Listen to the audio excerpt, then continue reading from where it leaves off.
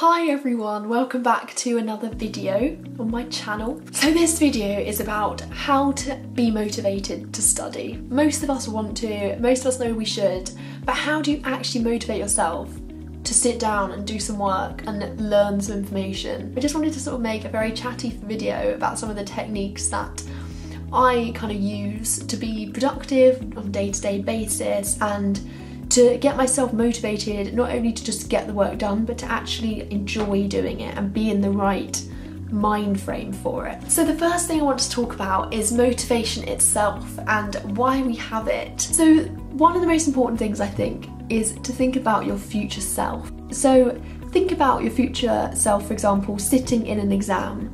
And I don't know if this is just me, but think of that feeling where you read a question and you're like, oh, I had that in my notes, or oh, I remember the lecturer talking about that, but I just cannot quite remember the thing I need to get this question right.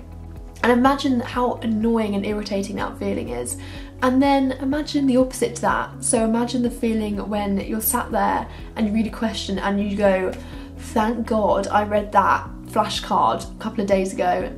Like, do you ever get that, those bits of information that you read and they're just like, you just by chance you just read it and then it comes up and you're like, yes, I'm just so glad I read it. Like, if I hadn't have read that flashcard, I would not have known this question. And that could be like multiple marks that you gain just from having revised one tiny thing. And so think to yourself, yeah, I could watch an episode of something on Netflix for an hour, or I could learn an hour's worth of information that's going to come up in my exam and allow me to have that relief feeling of, oh, glad I knew that, as opposed to the utter frustration of knowing that it was in your notes and you could have learnt it, but you didn't.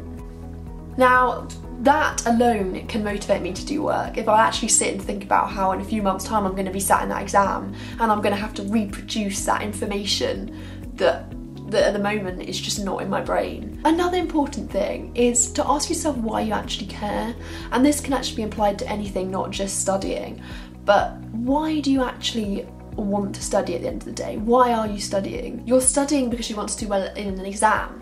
Why do you want to do well in that exam? Well, is it because it's going to affect your future career? Is it going to affect where you can go to university? Is it going to affect possible jobs or apprenticeships or internships you could get? If maybe it's an admissions test for university, why do you want to study for it? Because you want to get into that university. And if you actually think about the thing that you're gaining from doing this activity, it can be so useful in actually motivating yourself to sit down and do it. If I'm really not in the mood for studying, for example, sometimes it can help to think, I'm actually doing this for my medical school exams so that one day I can be a doctor and I'm actually going to use this information in my career. And that can be like an exciting prospect and actually make you want to like get going, get started. The second thing I want to talk about is procrastination and breaks. Now, this is a sort of controversial technique, but it's something that I truly believe in, is give in to procrastination, right? Give into it. If you've sat there for even, let's say, half an hour, you've sat and done some work, you've been productive, and you're just not feeling it anymore, you just do not want to be sat at your desk, you don't want to be revising, you just want to do something else, like you're just dying to like lie on your bed and watch a film or something, you just really want to, I'd let yourself, because if you're not in that right mind frame to actually be productive and learn things and get stuff done, then I just don't see how beneficial it is to sit there hour after hour forcing yourself to do work that's actually going to just be mindless at the end of the day. I would give in to your desire to want to stop work for a bit. However, there are some conditions. The first is that you have to set a timer. So whether this be a timer on your phone, an alarm to go off in half an hour's time, or whether it's you look at your clock and you say, right, it's 3 o'clock, I'm starting work again.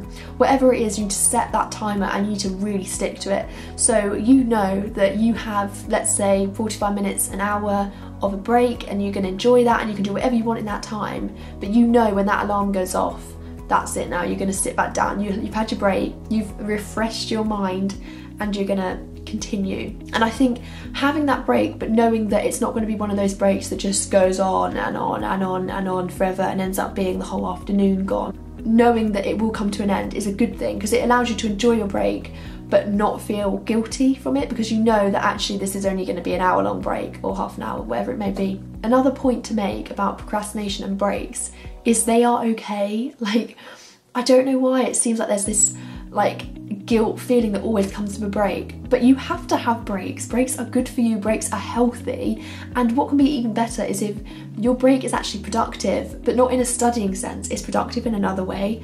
So I think a really worthwhile break for me would be to go on a run for half an hour and come back, do a bit of stretching, do a bit of yoga, have a shower and feel refreshed. That is an amazing break for me. It puts my mind right back in the mind frame it needs to be. It makes me more alert, it makes me more willing to concentrate and more motivated in general. If you don't want to do something like that, but you still want a break that you can be productive in, why don't you organise something? Organise your folder or your revision notes or whatever it is, so that you feel like you're achieving something, but you're not actually just sat revising. You could plan your revision for the next day, or you could make a plan for your revision for the holidays. I've made a video on that if you want to watch it, how to make a good revision plan.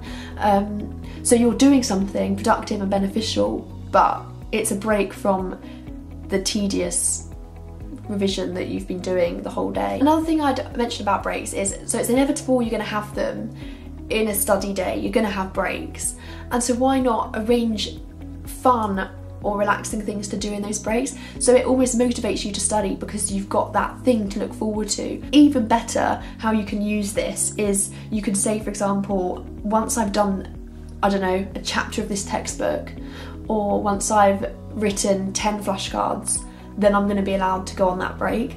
So rather than setting a time that you're going to have your break, you set a task. And so this means that you almost, like, because you want to get to the break quicker, you're going to try and do the task still efficiently and well, but you can try and complete the task quicker so you can get to that break and do that enjoyable, relaxing activity. The third point to make about motivation is it's so much easier to be motivated if you use checklists. And this might not work for everyone, but for me this is just an absolute must.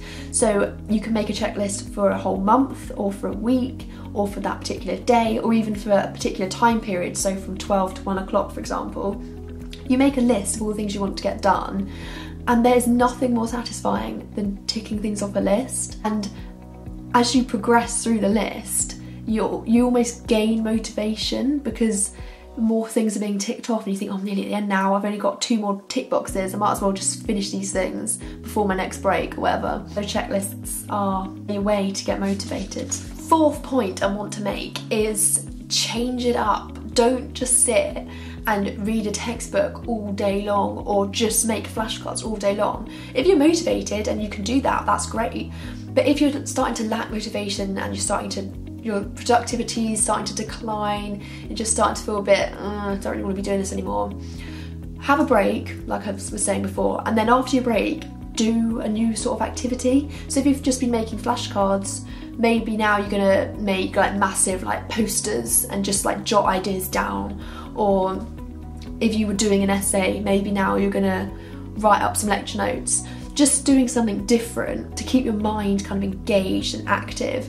Because also if you're just writing notes all day, for example, you can start doing it really mindlessly, so you're not even thinking about it. You're just like going through the motion of writing, but you're not actually thinking about what you're writing, you're not learning it. And this is true for any revision. Change up the way you learn. This is something I find really useful. Last point I want to make, which is going to be the most obvious one I reckon, remove distractions. Say bye. Say bye to the phone. It's gone. Right, hide it in a drawer, put it on airplane mode, whatever you want.